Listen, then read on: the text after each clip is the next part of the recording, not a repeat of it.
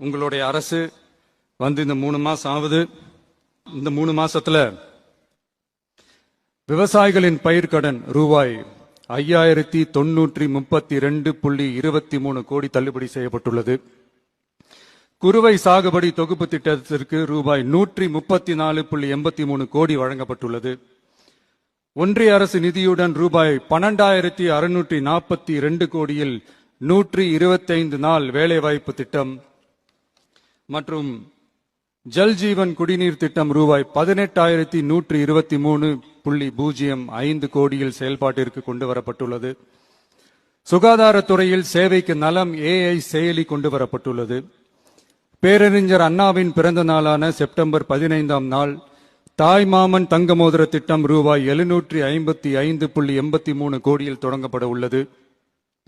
மக்களின் போக்குவரத்திற்கு ரூபாய் 127.21 கோடியில் 300 புதிய பஸ்கள் வழங்கப்பட்டுள்ளது.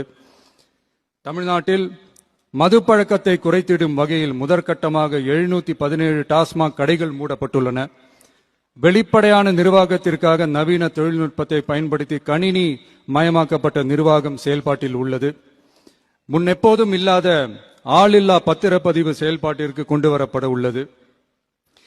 கோயில் நிலங்கள் கணக்கெடுக்கப்பட்டு அனைவருக்கும் தெரியுமாறு ஆன்லைனில் ஏற்றப்படுகிறது.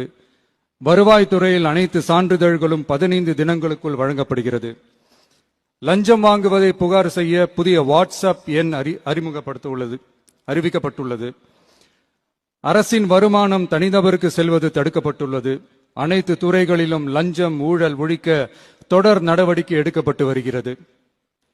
கனிம பயன்பாடு முறைப்படுத்தப்பட்டு நவீன தொழில்நுட்ப உதவியுடன் விநியோகிக்கப்படுகிறது. சட்டம் ஒழுங்கு தீவிரமாக கண்காணிக்கப்பட்டு பராமரிக்கப்பட்டு வருகிறது. ஜூன் மாதம் 29-30ஆம் தேதியில் நடந்த மாவட்ட ஆட்சியர் மற்றும் காவல் கண்காணிப்பாளர் மாநாட்டில் சட்டம் ஒழுங்கு பிரச்சனையில கடுமையான நடவடிக்கை எடுக்க உத்தரவு போட்டிருக்கிறோம். அரசு சொல்லி இருக்கிறோம். மக்களை அலைய விடக்கூடாது, கோரிக்கைகளை நல்லபடியா ஆராய்ஞ்சு சரியான வழியில தீர்வை தர சொல்லி இருக்கிறோம். சுதந்திர போராட்ட தியாகிகள் தங்கள் உயிரை தியாகம் செஞ்சு கிடைச்ச சுதந்திரம் மிக சிலருக்கான சுதந்திரமா மட்டும் இல்லாம ஒவ்வொரு இந்திய குடிமகனுக்கும் சுய மரியாதை, சம உரிமை, சம வாய்ப்பு மற்றும் கண்ணியமான வாழ்க்கையை வழங்கும் உண்மையான மக்கள் சுதந்திரமா இருக்கணுங்கிறதே எல்லாரோட மிகப்பெரிய எதிர்பார்ப்பா இருக்கு. அதை நிறைவேற்றுற பொறுப்பும் நம்மளோடது தான்.